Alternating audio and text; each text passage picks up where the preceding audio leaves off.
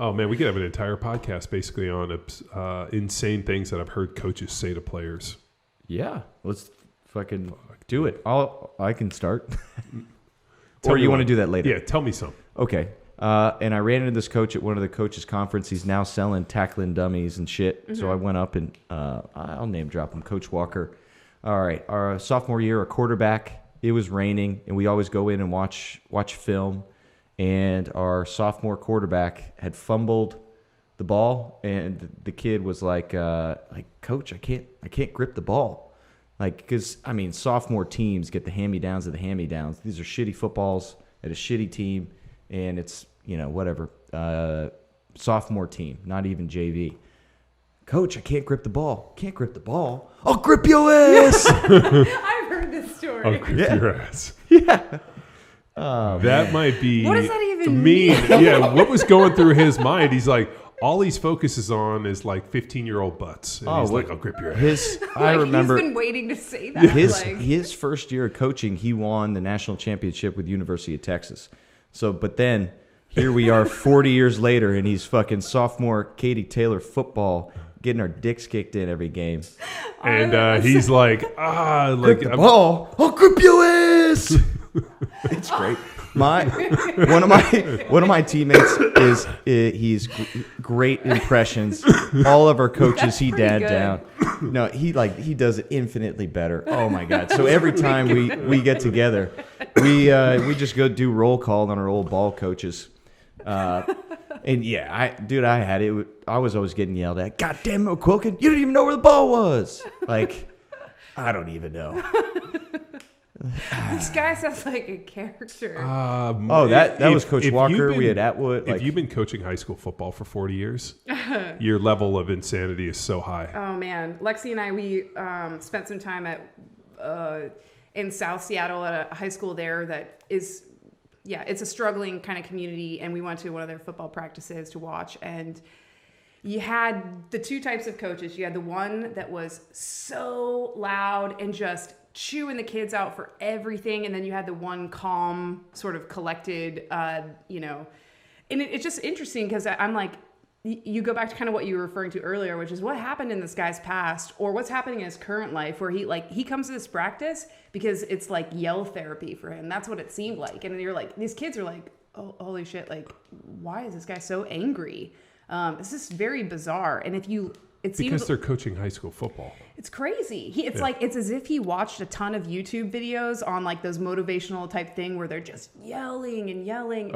Eric Thomas. Yeah, and then just taking that to the nth degree, not knowing how to do it with finesse, or when to put it in and sprinkle it in, I know exactly. And just only having that as your one tool to connect, and it's just a terrible tool. These kids are like, I'm exhausted listening. We can't speak down to high school football coaches because, they have a great opportunity. Yeah. And but I mean, I think there's like an expiration for most of it. Like as long as you stay positive and you can see like the bigger picture in your terms of developing kids, and you realize like, hey, I have this great opportunity to influence, thousands of kids, opposed from just being bittered by the system. And we used to see this with personal trainers. Everything has diminishing returns at a certain point. Yeah, like, I mean, how many times have you gone into a gym and been like, oh, these coaches have been here way too fucking long. Oh, I need like a coach in their first 6 months, not the coach in like, I've been doing this for 7 years. I'm ready to shoot, pull a gun in my mouth. We talk about that. I've talked to you a lot about that, and I talked to Lexi a lot about that because, to put myself back in the mindset of just a full-time coach or trainer or personal trainer or something like that, it seems so confining, and it just would, I don't know if it would be fulfilling for me. I mean, obviously if it was, I'd still be doing it, but it just, especially when you have just your Gen Pop person, it kind of feels like Groundhog Day, and that's just, eventually you're not going to bring the energy, the excitement, and the potency to whoever your client is. And that's when you need to kind of check yourself and say, all right, where's the room for growth for me so that I can continue to give? Because it can pull from you. And we had that experience before, just working at the gym. Well, I think there's an expiration for everything. Yeah. But as long as you can stay positive, I think that you can extend it.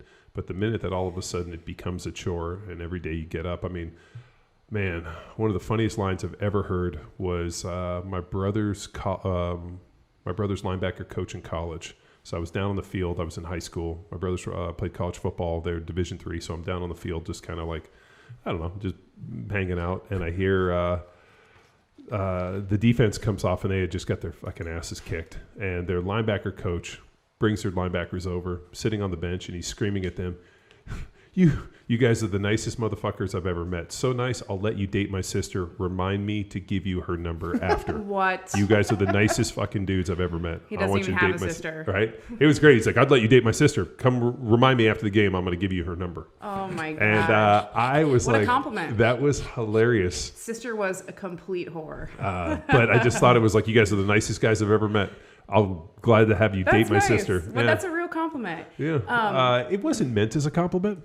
I feel like that wasn't the intention. In the middle of the game, when your coach tells you what a nice guy you are, because they're obviously, you're so nice that they're getting your ass kicked, you're letting them kick your ass. Yeah.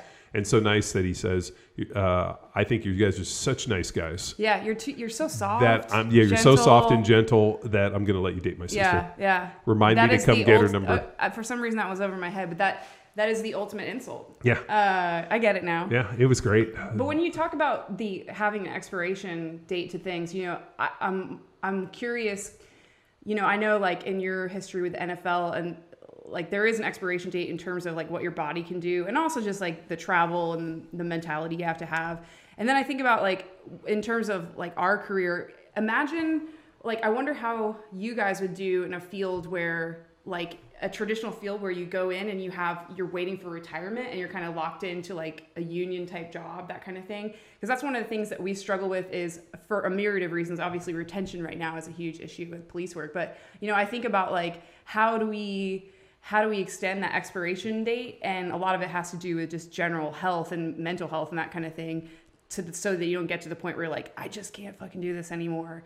But I think it's the problem is I think it's natural for people to evolve beyond whatever their current thing is. Sure. So I think it's so you have to have growth. Exactly. You have to look for growth though. Sure. in a career like police work. Like you can't just do patrol. I mean, you could, but you have to have something to look forward to grow into a new maybe position or a new responsibility. So I mean, yeah, I'm just curious like what your thoughts would be for that traditional person who's like imagine firefighting for 30 years. Those guys, I mean, love like lots of chili cook-offs. There's not a lot of diversity in that job, though. Like you're the hose guy, you're the guy with the wheel, ladder person. Yeah, but then they grow up into be, I know one of the guys I went to high school with played football. He, got out of college, got into the fire academy, and I think he's a chief now. So those guys, once they kind of get into that position, it affords them but I feel like to be able to do more stuff. It's still kind of Groundhog Day-y. I mean, obviously you have interesting calls and things like that, but like that's the same uniform, same job for like 30 years. It's like, how do you just extenuate that longevity? And yeah, it's tough. I don't know. Become the calendar guy, photo shoots, get jacked. I mean, or maybe they just like helping people. I mean, firemen, like nobody's mad at a fireman. Nobody's talking about defunding the fire department. No, they're not. Everybody's fucked. They should. Have you seen their weight rooms? My God, they don't need all that equipment. Well, no, then find a side hustle, find a creative outlet. Exactly. I think that's a good point. Having balance outside of whatever you do, and even for anybody, like even if you're not in like a traditional kind of 30-year job, like what's the expiration on being a cop? Like, I mean, can you legitimately go in and be a cop for 30 years? I mean, I know people do it, but like what's the point that you see where it's kind of the boiling point where people just start going to the dark side? Well, actually, around 5 years is the time where people make a decision whether they're going to leave the line of work or they're going to transfer departments. That's around the threshold for that kind of thing. When you get to be closer to 10 years, you've already accrued, if your department has sort of like a seniority point system, or, you have like your retirement sort of squared away. Or for us, it's like you have invested in deferred comp and all this stuff. So there's a lot more to lose in terms of like, as you approach that 10-year mark. But 5 years is right around that time where if you're going to make a change, that's where most people see it. Unfortunately, though, a lot of people that were hired at our department maybe a year ago, just before all of this happened. A lot of those people took that opportunity, that very first window, saying like, hey, I may have just graduated the academy, but I don't want to work in this department in the city. And they just bounced. So a lot of new hires, it was like can they take that passing academy and go work in? Yeah, once you've gone to a post-rated academy, you can kind of there's states that allow like that lateral to occur, and you can go anywhere in Washington, that's for sure. But there are some states though that California, for instance, requires you to go through their academy all over again, and so they have and they have their own system. You got to work at the jails and all that stuff. So. I'm going back. I'm a loaded freight train and I'm right on track.